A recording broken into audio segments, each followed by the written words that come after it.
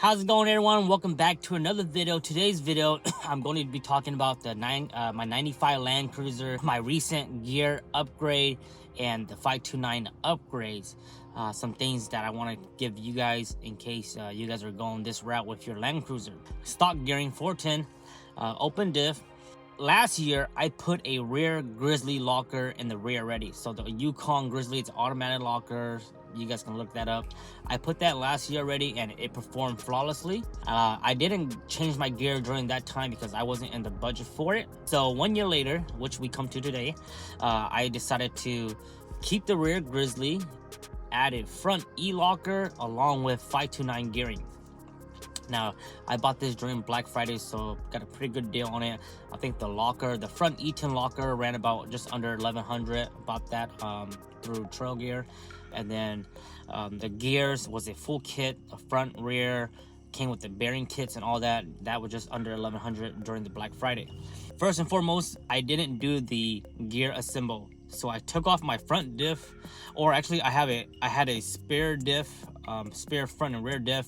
So I ended up taking my spare front diff and then I took off my rear diff with the Grizzly and I sent that into another Toyota gearhead locally named John, and I had him set up my gears. Which makes it easier, you know, save yourself some labor. So I had him set up the gears, and these are some of the issues that we ran into that I want to make sure you guys are aware too as well if you guys are going this route. Now this is for my 95 Land Cruiser, so if your Land Cruiser is around my year, this might apply to you. Keep in mind that the non-lock Land Cruiser and the triple lock Land Cruiser, the gears are different. So when you're ordering 529 gears, there's a different types for non-lock and lock kind, so just make sure you get the right one. So when he did the installation on the rear, we had, well, here's the first thing. When I took out the rear diff with the Grizzly locker, on the Grizzly locker, on the side of it, there's some hex bolt that came loose already. And thankfully, it didn't cause any damage. It came loose already, so I took those out, cleaned them, put red Loctite, and I think the torque spec is 25 foot-pound. I called Grizzly, I called Yukon and asked them about the torque spec and all that stuff, and they told me what the torque spec was. So thankfully, it didn't cause any damage. So if you guys are installing a Grizzly locker, make sure those torque specs, those hex bolts, those L hex bolt on the side, before you install them, you might want to take them out and Loctite them and just make sure they're tight and Loctite, because when I took them out, I feel like it wasn't Loctite from the factory. That was the first issue, and like I said, this was after 1 year. So when my technician John, he did the install, we ran into some issues.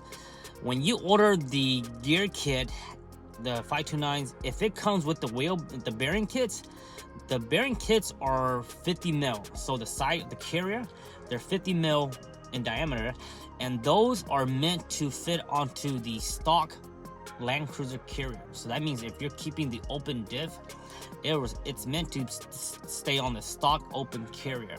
But since I have the Grizzly locker, the side bearings are 45 mil. So you have to make sure you get the right bearing kit. So if you're buying a gear kit that comes with the bearing kits already, those bearing kits are pretty much useless, or at least the carrier kits are pretty much useless unless you're staying with a stock carrier. Now, if you have Grizzly, you gotta get the right side carrier, which is a 45 mil. I'll go ahead and put the part number. And with the bearing kits, it also does come with the pinion bearing. So the two pinion bearing, those are the same, those will work. The only difference is those 50 mil bearing kits that comes with it, those are meant to work on your stock carrier. So if you're sticking with your stock carrier, then those will be fine. But if you're upgrading to 529s, you might as well put a locker in there. So that was the first issue that we ran into. John was able to find some Koyo bearings locally in Napa. I'll put those part numbers. So that was easy. The other issue that we ran into was that time when I took out the Grizzly locker to retight those bolts. I put the bearing caps back on it, and then I screw in the cap, the adjuster cap. But I had them really loose, and then I zip tie them to each side so they don't get mixed up. So don't do that, because during the transportation, one of the bearing caps, the threads got stripped, and that was probably from my fault because I was transporting it loose. So if you take those bearing caps, those adjuster caps out on the carrier, Take those out completely, put them in a Ziploc bag, make sure they're nice and protected if you were to store them. So that's the second issue we had into. Thankfully he had tons of spare because John is a gearhead. He has lots of spare part for Land Cruiser too. Those are the two issues: the bearings, the side caps. The other issue that we ran into it wasn't a big issue, it was just something we had to modify. The 529 gears, they're much more thicker, so on the top and the bottom of the housing of the diff housing, he had to clear the housing by grinding it just a little bit. I'll go ahead and post up some photos. So that's not a big deal. He did that and it was really easy. That was all the issue that we had. Make sure you get the right bearings. It's 45 mil for the Yukon Grizzly. And again, if you're putting a different Grizzly, or if you're putting a different locker, say Eaton rear locker or whatever the case is, you might have to check this out. You might have to measure it for yourself, but I know for sure the Grizzly is 45 mil. The 529 clearing, and just be careful when you're transporting those caps. So that was the rear. So the rear is done now. The other issue, it wasn't really issue. The other issue that I found out, now we're moving on to the front diff, which is the Eaton locker. When I was researching a little how-to on the front diff, I found a video by Otran, some tips and tricks from the front diff from Otran. Inside the front diff of the Land Cruiser, it's a high pinion, and there's a little metal, I would call it like a metal, it's a metal oil splash guard, I call it. That thing will get damaged because you have to pound out, when you pound out the bearing race for the pinion, that's gonna crush that piece. So I'll go ahead and put the part number for that. It's super cheap, it's like $3 on Parts Queue, so make sure you order some of those. I ordered like 5 of those, and during the meantime it wouldn't make it in time, so I went ahead to my local Toyota dealership, and thankfully locally they had it in stock, but they sell it for $10. But I picked one of those up and I sent it to John. And then just make sure you have those, because that's one thing that's gonna get destroyed for sure, and you need to put that. And the whole point of that is it's a high pinion, so that thing is meant to like keep some oil on the pinion bearing. It kind of like keeps the oil up there. So that was one of the things you have to fix. So as far as that, we didn't have too much issue with the high pinion.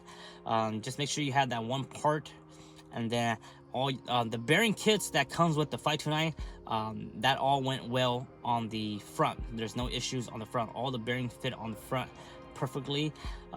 There was no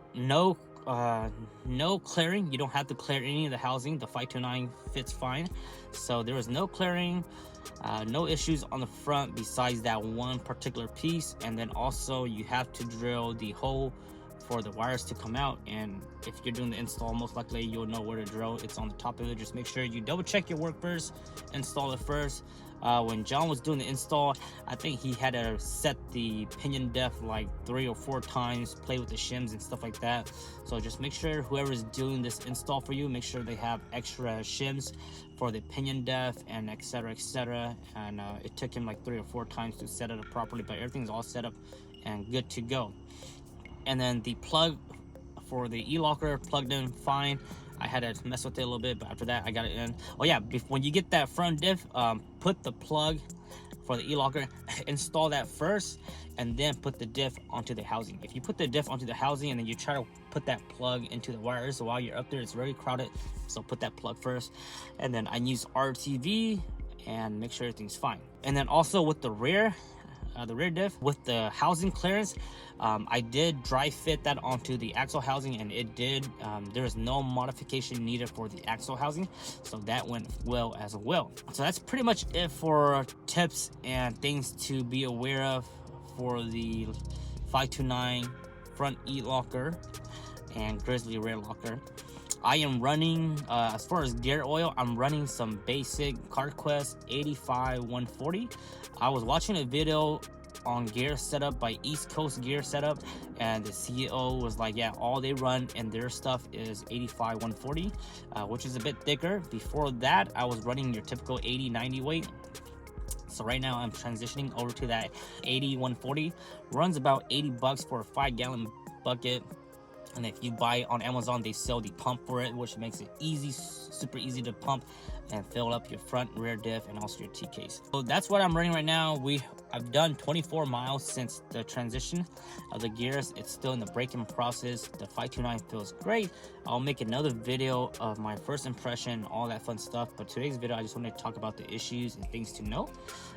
After 450, 500 miles, I'm gonna switch. I'm gonna drain the oil and fill it back up with new oil, and then probably by springtime, which should be another 1,000 miles or 2 months, 2-3 months from the 500 miles, I'm gonna switch it again during the summertime. Just make sure it's still clean.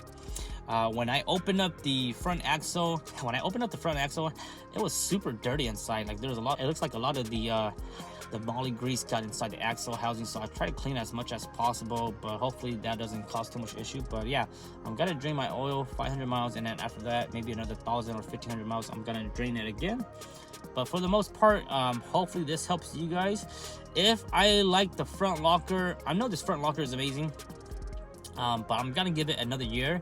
So maybe next Black Friday this year, I might upgrade my back and switch out that Yukon Grizzly into a e-locker as well.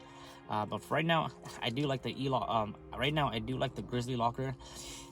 Just because it's simplicity, no wires, no air hose, nothing like that. It's an automatic locker.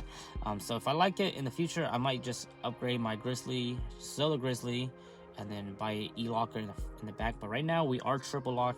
We have the factory center diff lock, rear Grizzly, and then front e-locker.